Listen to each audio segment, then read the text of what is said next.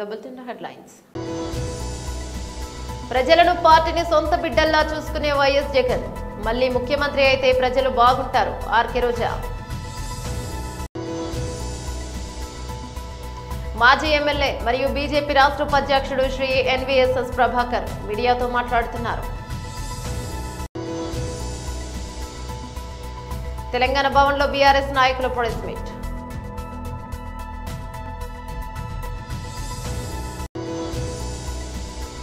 టెస్టులకు retirement ప్రకటించిన రోహిత్, కోహ్లీకి BCCI good news.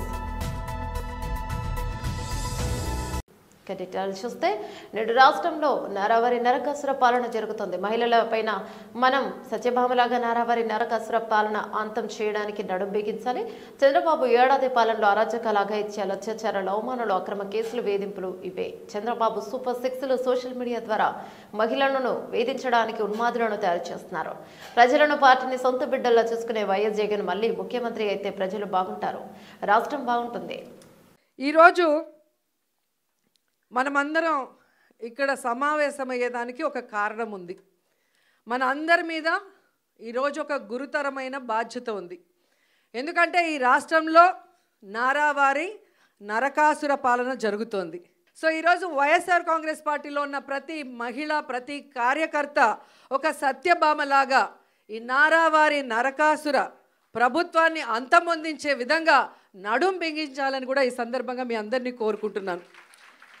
ఎందుకంటే చంద్రబాబు నాయుడు వచ్చి దాదాపుగా ఏడాది అవుతుంది. ఈ ఏడాదిలో ఆయన సాధించింది ఏందయ్యా అంటే అరాచకాలు, అఘాయిత్యాలు, అత్యాచారాలు, అవమానాలు, అక్రమ కేసులు, వేధింపులు ఇవే సూపర్ సిక్స్. సో ఈ సూపర్ సిక్స్ ఇవ్వడానికి ఉత్సాహం చూపిస్తున్నాడు తప్ప మనం మహిళలకు ఇచ్చిన వాగ్దానాల్ని నెరవేర్చాలన్న చిత్తశుద్ధి వాళ్ళకి లేకపోవటం అనేది మనం అందరం కూడా గమనించాలి. ఎందుకంటే జగన్మోహన్ రెడ్డి గారు అధికారంలో రాకముందు మహిళలకి ఏమేం ప్రామిస్ చేశారు, అధికారంలో వచ్చిన తర్వాత అవన్నీ ఎలా ఫుల్ఫిల్ చేశారు, అవే కాకుండా చెప్పని అనేకం కూడా మన కోసం ఎలా చేశారో మళ్ళీ నేను ప్రత్యేకంగా చెప్పాల్సిన అవసరం లేదనుకుంటున్నా. ప్రతి కుటుంబంలో ఎంతమంది ఏ స్కీమ్కి అర్హులో కులం, మతం, పార్టీ చూడకుండా అందరికీ అన్నీ అందించారు. కాబట్టే ఈరోజు మనం ధైర్యంగా గ్రామాల్లోకి వెళ్ళగలుగుతున్నాం. ఎక్కడ మనం కనిపించినా అయ్యో మేము తప్పు చేశామని కొంతమంది, అయ్యో మేము అన్నకు ఓటేసాం ఎక్కడికి పోయిందని కొంతమంది, ప్రతి ఒక్క మహిళ వైఎస్ఆర్ కాంగ్రెస్ పార్టీ వాళ్ళు, వైఎస్ఆర్ కాంగ్రెస్ పార్టీ సింపథైజర్స్ ఓపెన్గా బాధపడుతుంటే తెలుగుదేశం, జనసేన వాళ్ళు లోపల ఏడుస్తున్నారు. ఎందుకంటే ఈ కూటమి ప్రభుత్వం వైఎస్ఆర్సీపీ మహిళలనే కాదు, వాళ్ళ తెలుగుదేశం, జనసేన మహిళల్ని కూడా మోసం చేసింది. వాళ్ళకు కూడా అమ్మఒడి లేదు, వాళ్ళకు కూడా చేయూత లేదు, వాళ్ళకు కూడా ఆరోగ్యశ్రీ లేదు, వాళ్ళకు కూడా ఏ ఒక్క సంక్షేమ పథకం సూపర్ సిక్స్ లేదు. అంటే మననే కాదు వాళ్ళని కూడా మోసం చేశారు. మనం బయట చెప్పుకోగలుగుతున్నాం, వాళ్ళు చెప్పుకోలేక కుమిలిపోతున్నారు అన్నది నిజమని కూడా ఈ సందర్భంగా తెలియజేసుకుంటున్నాం. ఉగ్రవాదులకి మనకి మధ్యన జరిగిన యుద్ధంలో ముందుండి నడిపించింది ఎవరు? మహిళలు. సో మహిళలుగా మనం గర్వపడాలి. చంద్రబాబు నాయుడు కూటమి ప్రభుత్వం అధికారంలోకి వచ్చిన తర్వాత మహిళల మీద, చిన్నపిల్లల మీద అఘాయిత్యాలు, అత్యాచారాలు ఎంతగా పెరిగిపోతున్నాయో అసెంబ్లీ సాక్షిగా వాళ్ళు ఇచ్చిన లెక్కలు చూస్తేనే మీకు అర్థమవుతుంది. అంటే ఈరోజు ఒకవైపు ఉన్మాదుల్ని తయారు చేస్తూ ఎలా సోషల్ మీడియాలో మహిళల్ని టార్గెట్ చేయటం, ఎవరు వైఎస్ఆర్సీపీకి స్ట్రాంగ్గా నిలబడి మాట్లాడుతున్నారు లేదా ఎవరు సమస్య. మాజీ ఎమ్మెల్యే మరియు బీజేపీ రాష్ట్ర ఉపాధ్యక్షుడు శ్రీ ఎన్వీఎస్ఎస్ ప్రభాకర్ మీడియాతో మాట్లాడుతున్నారు. ఒకవైపున డీల్ కుదిరింది, రాజీ జరిగింది. సోనియా అమ్మ మాట నిలబెట్టుకుంది. ఇక మిగిలింది విలీనమే తరువాయి అయిపోయింది. ఇప్పుడు కాంగ్రెస్ పాలన మొదలై 15 నెలలు దాటింది. ఒక్కొక్క సంఘటన, ఒక్కొక్క కుట్ర, ఒక్కొక్క కుతంత్రం, ఒక్కొక్క కుంభకోణం బయటకు వస్తూ ఆ పరణ విచారణ సంఘాలు అడుగులు ముందుకేస్తూ ఉంటే అక్కడి నుంచి ఏం చేయాలి అన్నటువంటి ఒక వ్యవహారంలో భాగంగానే డీల్ కుదిరింది, రాజీ జరిగింది. జూన్ 2 తర్వాత కానీ డిసెంబర్ 9 తర్వాత కానీ, నేను డేట్లు కూడా ప్రస్తావిస్తున్నా, ఖచ్చితంగా విలీనం తథ్యం, ఖచ్చితంగా ముఖ్యమంత్రి మారటం తథ్యం. ఇది జరగబోయేటువంటి ఒక అంశం. దీనికి ఇప్పటికే ఈ యొక్క అంశంలో భాగంగా కవితకి కావాల్సిన న్యాయ సలహా అందిస్తున్నటువంటి అతిపెద్ద కాంగ్రెస్ పార్టీ అడ్వకేటుని ఏ రకంగా వీరు చట్టసభలో కూర్చోబెట్టారో కూడా మనం చూసాం. ఆ తర్వాత ఆ క్రమంలోనే విచారణ కమిటీలు మందగోడిగా ఎలా సాగుతున్నాయో కూడా మనం చూస్తూ వచ్చాం.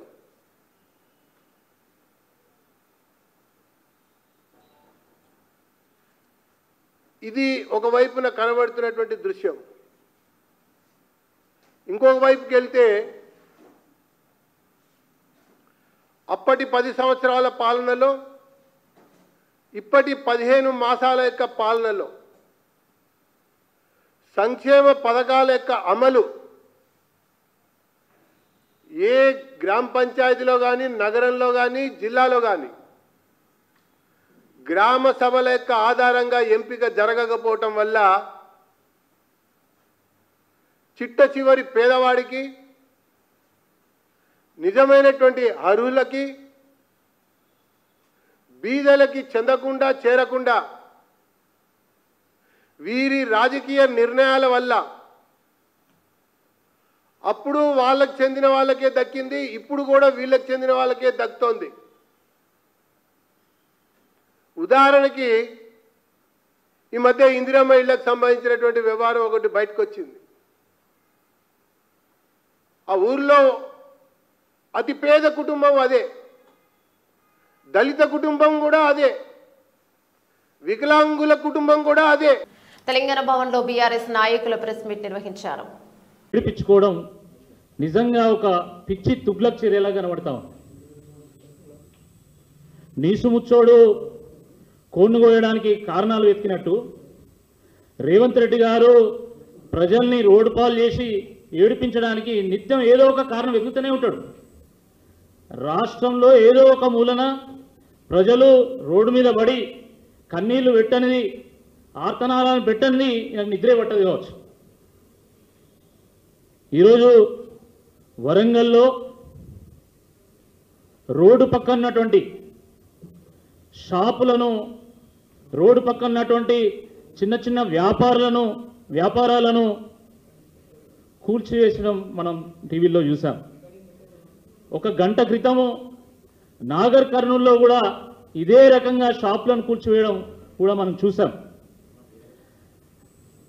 అంటే రాష్ట్రంలో ఏదో ఒక మూలన ఏదో ఒక కూల్చివేత చేపట్టింది ఈ ప్రభుత్వానికి నిద్రపట్టేటువంటి ఒక పరిస్థితి లేదు. దేశం అంటే మట్టి కాదో, ఈ దేశం అంటే మనుషులోయని గురజాడ అప్పారావు అన్నారు. కానీ కాంగ్రెస్ పార్టీ నాయకులకు ఇది అర్థమయ్యేటువంటి ఒక పరిస్థితి లేదు. మనుషులను ఖాళీ చేయించి మట్టి గోడలను చూపిస్తే అందం వస్తుందా? అందగత్తలను తీసుకొచ్చి నగరం అంతా తిప్పితే అది అందం వస్తుందా? ఒక్కసారి ఆలోచించాల్సిందా ఈ సందర్భంగా నేను కోరుతా ఉన్నాము. ఓరుగల్లు ఒక ప్రపంచ వారసత్వ నగరం. అది అడుగడుగున ఆలయాలు, గొలుసుకట్టు చెరువులు, అటవీ సంపద, పర్యాటక ప్రదేశాలు, భిన్న సంస్కృతులు, అద్భుతమైనటువంటి కళా సంపద, శిల్ప సంపద, అడుగడుగున అందాలే. కానీ అక్కడి ప్రజలు కన్నీళ్లు పెట్టినప్పుడే అది నిజమైనటువంటి అందమైతే తప్ప ఏదో అందాల పోటీ పేరు పెట్టి అక్కడ ఉన్నటువంటి పేద ప్రజల యొక్క జీవితాలను నాశనం చేసేటువంటి ఒక ప్రయత్నం ఎప్పుడు కూడా అది అందం అనిపించుకోదని చెప్పి ఈ సందర్భంగా గుర్తు చేస్తూ ఉన్నాం. రేవంత్ రెడ్డి గారి ప్రభుత్వం వ్యవహారం ఎట్లున్నది అంటే అందంగా కనబడడానికి కనుబొమ్మలు గీకించుకున్నట్టున్నది. ఆ రకంగా వాళ్ళు వ్యవహారం చేస్తున్నారు. అతిథి దేవో భవ, ఇది మన సంస్కృతి. ప్రపంచ నలుమూలల నుండి దేశ విదేశాల నుండి వచ్చినటువంటి అతిథులకు ఆతిథ్యం ఇద్దాం, గౌరవిద్దాం, వాళ్ళని స్వాగతిద్దాం. కానీ పేద ప్రజల కన్నీళ్లను ఆరబోసి అత్తరు తయారు చేసి వాళ్ళ మీద సెంటు కొట్టి వాళ్ళ ఆర్తనాదాలతోని సన్నాయి మోగించి స్వాగతించడానికి మాత్రం ఎట్టి పరిస్థితుల్లో అంగీకరించేది లేదు. ఇది సమంజసం కాదు అని చెప్పి ఈ సందర్భంగా గుర్తు చేస్తూ ఉన్నాం.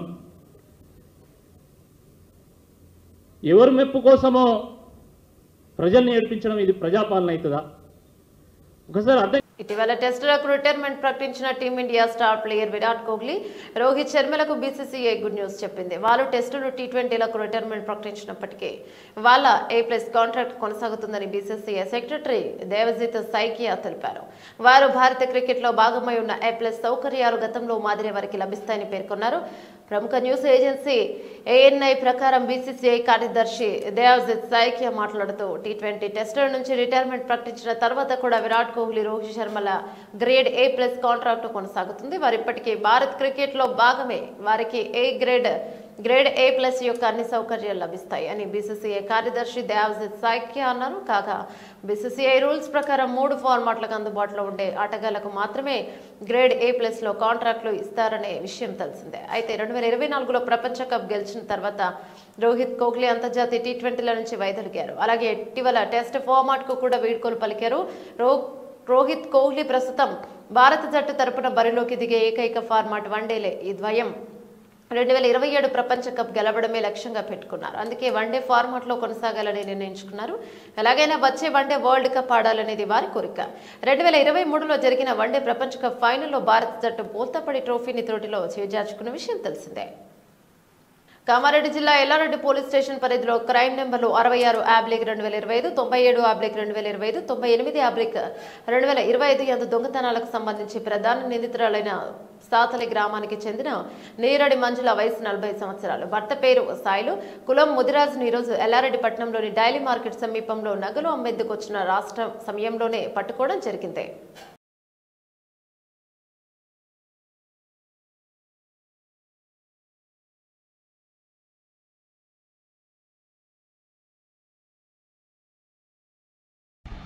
ఈరోజు ఎల్లారెడ్డి పోలీసు వారు సాతిలి గ్రామంలోని 3 ఇళ్లలో దొంగతనం చేసిన విషయమై ఒక నిందితురాల్ని అదుపులోకి తీసుకోవడం జరిగింది. ఇటు నిందితురాల పేరు నీరడి మంజుల. ఈమెకు 45 సంవత్సరాలు ఉంటాయి. మీకు సాతిలి గ్రామం ఇది. సాతిలి గ్రామం నుండి ఇక్కడికి వీక్లీ మార్కెట్కి వచ్చి తన దగ్గర ఉన్న బంగారం అమ్మడానికి చూస్తూ ఉంటే నమ్మదగిన సమాచారం మేరకు ఎస్ఐ గారు వెళ్ళి ఎంక్వైరీ చేయడం జరిగింది. ఆ ఎంక్వైరీలో భాగంగా ఈ మధ్య కాలంలో జరిగినటువంటి 3 దొంగతనాలు అవి ఆమె కన్ఫ్యూజ్ చేయడం జరిగింది. ఒకటి క్రైమ్ నెంబర్ 66, అందులో ఒక 4,000 రూపాయలు మరియు చెవి కమ్మలు, ఒక ముక్కు పుడకపోయింది. అలాగే క్రైమ్ నెంబర్ 97లో పట్టగొలుసులు ఒక 20 తులాలు, ఒక చెవి కమ్మలు, అలాగే ఒక 13,000 రూపాయలు పోయినాయి. అలాగే 98 క్రైమ్ నెంబర్లో ఒక 5 తులాల సిల్వర్ కడియము మరియు ఒక 10,000 రూపాయలు పోయినాయి. ఇవన్నీ కూడా ఆమె తీసినట్టుగా కన్ఫ్యూజ్ చేసింది. దానిలో భాగంగా ఆమె దగ్గర నుండి కొంత ప్రాపర్టీని రికవరీ చేయడం కూడా జరిగింది. పట్టగొలుసులు మరియు కమ్మలు, అదే ఒక 12,000 రూపాయలు, అదేవిధంగా కడియం కూడా రికవరీ చేయడం జరిగింది. ఆమెని ఇప్పుడు ఫర్దర్గా జ్యుడిషియల్ రిమాండ్ పంపించి ఆమె ప్రస్తుతానికి మిగతా ఐటమ్స్ ఎక్కడ పెట్టిందో ఆమె గుర్తులేవని అంటున్నారు. కాబట్టి ఆమెని మళ్ళీ కస్టడీలోకి తీసుకొని ఫర్దర్ విచారణ చేసి మిగతా అమౌంట్ కూడా రికవర్ చేయడం జరుగుతుంది. ఈ కేసు డిటెక్షన్లో చురుకుగా వ్యవహరించినటువంటి కానిస్టేబుల్ ఇద్రీసు మరియు హోంగార్డ్ ప్రసాద్ ఇద్దరిని కూడా ఎస్పీ గారు అభినందించారు. వారికి తగిన గుర్తింపుగా వారికి రివార్డు ఇవ్వడం జరుగుతుంది. Thank you. రాష్ట్ర విద్యాశాఖ ఆదేశ ప్రకారం గత నెల 25 నుంచి ప్రారంభమైన ఈ నెల 13 వరకు 15 రోజుల పాటు సదాశివపేట మండలంలోని వివిధ గ్రామాల దాదాపు 65 మంది విద్యార్థులకు ప్రభుత్వ రవీంద్ర మోడల్ ఉన్నత పాఠశాలలో ఉచిత వేసవి శిక్షణ శిబిరం ఘనంగా నిర్వహించడం జరిగింది. మండల విద్యాధికారి ఎన్ శంకర్ తెలిపారు. వేసవి శిబిరంలో ఆర్ట్, కుట్లు, అల్లికలు, మెహందీ, డాన్స్ అంశాలపై విద్యార్థులకు శిక్షణ ఇవ్వడం జరిగిందని ఆర్ట్ను రాజశేఖర్, కుట్లు, అల్లికను విజయలక్ష్మి, మెహందీస్ ఎస్కే అంజుమ్, డాన్స్ ను మైథిలి శిక్షణ ఇచ్చారని మండల విద్యాధికారి ఎన్ శంకర్ తెలిపారు. ఈ అంశాలే కాకుండా వేరు అంశాలపై శిక్షణ ఇచ్చేందుకు టీచర్స్ ముందుకొచ్చారని ముగింపు కార్యక్రమంలో ప్రథమ, ద్వితీయ, తృతీయ స్థానాలు సాధించిన విద్యార్థులకు బహుమతులను అందించి ప్రోత్సహించడం జరిగిందని ఈ కార్యక్రమంలో ఎంఆర్సీ స్టాఫ్ అక్బర్, రాజేశ్వర్, మల్లేష్ మరియు విద్యార్థుల తల్లిదండ్రులు పాల్గొన్నారని మండల విద్యాధికారి ఎన్ శంకర్ తెలిపారు. This is best opportunity for us all to practice all art and craft and mehendi. This is wonderful and spacious to all of you, and this is the best the one which is the great summer camp. So I felt very happy to hear this. Just today only I came. I don't know this opportunity. So just today I know, but it is very wonderful to see. Thank you. 7వ తరగతి చదువుతున్నాను. నేను hostel KGB సదాశివపేటలో చదువుతున్నాను. నేను ఈ summer 15 days summer camp వచ్చినందుకు నేను చాలా నేర్చుకున్నాను. డ్రాయింగ్ కూడా నేను మంచిగా చేశాను. సార్ కూడా షేడింగ్స్, ఆ షేడ్స్ అన్నీ కూడా నేర్పించాడు. డ్రాయింగ్ మాస్టర్, డాన్స్ టీచర్, కుట్లు, అల్లికలు, మెహందీ, అందరి టీచర్స్ కూడా మంచిగా చెప్పారు. నేను మంచిగా నేర్చుకున్నాను. అందరికీ ధన్యవాదాలు. పశ్చిమాసియాలో ఉద్రిక్తత పరిస్థితులు కొనసాగుతున్నాయి. ఇజ్రాయెల్, హమాస్ మధ్య జరుగుతున్న ఘర్షణలతో తాజాగా ప్రాంతం మరోసారి దాడులతో దద్దరిల్లుతోంది. ఉత్తర గాజాలోని నివాస ప్రాంతాలపై మంగళవారం రాత్రి ఇజ్రాయెల్ జరిపిన వైమానిక దాడులు తీవ్ర విషాదాన్ని మిగిల్చాయి. ఈ దాడుల్లో పెద్ద సంఖ్యలో పౌరులు ప్రాణాలు కోల్పోయారు. ఉత్తర గాజాలోని జబాలియా ప్రాంతంలో ఇళ్లపై వైమానిక దాడులు జరిగాయి. దుర్ఘటనలో 48 మంది పౌరులు మరణించగా వారిలో 22 మంది చిన్నారులు ఉన్నారని స్థానిక ఆరోగ్య శాఖ అధికారులు వెల్లడించారు. అనేక నివాస భవనాలు ఈ దాడుల్లో తీవ్రంగా దెబ్బతిన్నాయని తెలిపారు. అమెరికా మధ్యవర్తిత్వంతో జరిగిన ఒప్పందంలో భాగంగా హమాస్ ఒక ఇజ్రాయెల్ అమెరికన్ బందీని విడుదల చేసిన కొద్దిసేపటికే ఈ దాడులు జరగడం గమనార్హం. మరోవైపు గాజాలో యుద్ధాన్ని ఆపే ప్రసక్తే లేదని ఇజ్రాయెల్ ప్రధానమంత్రి బెంజమిన్ నెతన్యాహు తెలిపారు. దీంతో యుద్ధ విరమణ ఒప్పందంపై నెలకొన్న ఆశలు సన్నగిల్లాయి. ఇటీవల ఇజ్రాయెల్ పై హూతీలు జరిపిన దాడుల పట్ల నెతన్యాహు తీవ్ర ఆగ్రహాన్ని వ్యక్తం చేశారు. హూతీలను ఖచ్చితంగా ఎదుర్కొంటామని గతంలో ఐడిఎఫ్ చేసిన దాడులను వారు గుర్తుంచుకోవాలని హెచ్చరించారు. ఈసారి దాడులు తీవ్రంగా ఉంటాయని, బాంబుల మూతలతో హోరెత్తిస్తామని ఆయన అన్నారు. బులెటిన్ ముగించే ముందు హెడ్లైన్స్ మరోసారి. ప్రజలను పార్టీని సొంత బిడ్డల్లా చూసుకునే వైఎస్ జగన్, మళ్లీ ముఖ్యమంత్రి అయితే ప్రజలు బాగుంటారు. ఆర్కే రోజా. మాజీ ఎమ్మెల్యే మరియు బీజేపీ రాష్ట్ర ఉపాధ్యక్షుడు శ్రీ ఎన్వీఎస్ఎస్ ప్రభాకర్ మీడియాతో మాట్లాడుతున్నారు. తెలంగాణ భవన్లో బీఆర్ఎస్ నాయకుల ప్రెస్ మీట్.